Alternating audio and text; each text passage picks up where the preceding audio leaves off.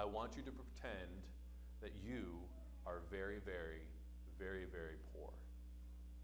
Have hardly anything. All of you, you are all in a community together. You've lived in the same city, in the same area for years. There's been no wealth. There's been no jobs. There's been little food.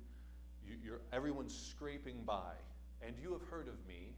I'm a self-made billionaire.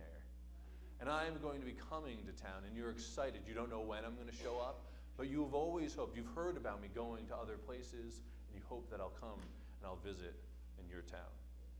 And finally, I do. I do, and I've got all of my money, and I've got a truck full of food, and I need help distributing my wealth to the masses. And so I want to recruit some of you, and this is an open invitation. Will you join me in helping to spread this good news of my wealth coming to all of you poor people? Will you do that?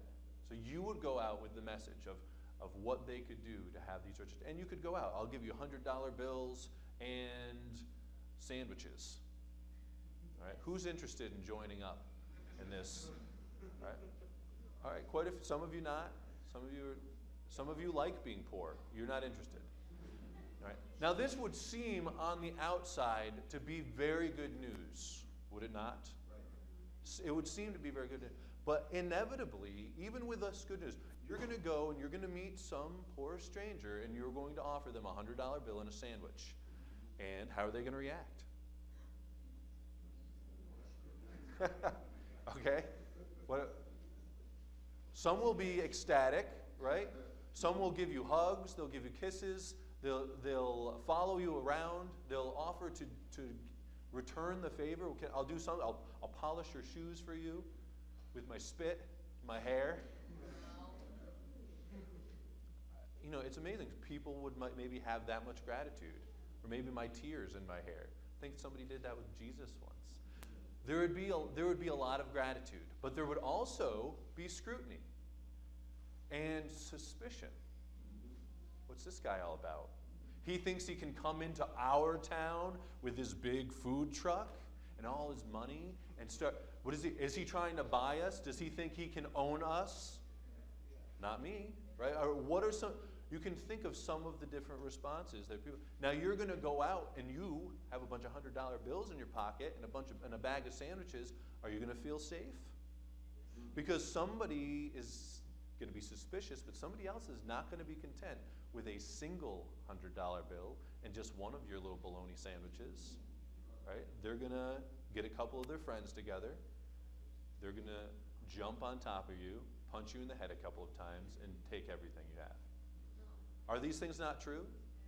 If even with the best intent and such a great message for all this poor and destitute community, why can't things just work out nicely? Why can't we just make them work? Why can't we all just get along? And that's the fact, is even with good news, even with a message of hope, because of the state of how people are, because of our sinfulness and our distrust, is that inevitably those things are going to be hard. Now, I know this because I've gone through the different cities and I've run this project. So when I'm recruiting you and I'm asking you to join me and I'm asking you to help distribute this wealth and bring hope to people, it is my responsibility to share with you the truth of what will happen. Right? I need to share that all with you. I believe in this message. I think this is important. I do believe we can help a lot of people. But I need you to know, if you're going to join me, there will be trouble. Some people, even though you're going out to do a good thing, some people will slam their doors in your faces. Some people will hate you because of me, because they don't like how I earned my billions. Some people will distrust you. Some people will hurt you, and so on and so forth. And some of these people will even be members of your own household. It would be my responsibility to share these things with you. I think that is the essence. Hopefully, if we can get that and you can put yourself in those shoes, this is exactly what is happening in Matthew chapter 10 when Jesus gathers his 12 together and says, it's time for you to go out into the cities and preach the news about the coming kingdom. But you need to know that there's going to be some hardships. Not everyone's going to be open to it. You go into a town, you find someone that's open, and you stay with them. This would be heard, though, in light of a couple of the things that Matthew opens with. When Matthew talks about Jesus coming into the world, it says, hey, you're going to have a baby, and you're going to name him Jesus because he will save his people from their sins. And then 2 verses later it says, and they will call him Emmanuel, which means God with us. So when Matthew writes out his gospel, he doesn't do so just like, oh yeah, and what was that other thing? Oh yeah, add that.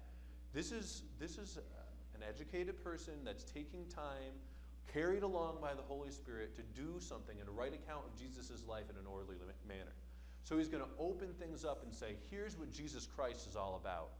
He's all about saving people from their sins, and he's all about showing us who God really is, revealing the Father to us. These are 2 main things that the rest of this gospel, the good news that Matthew's giving us, everything is going to come back to these.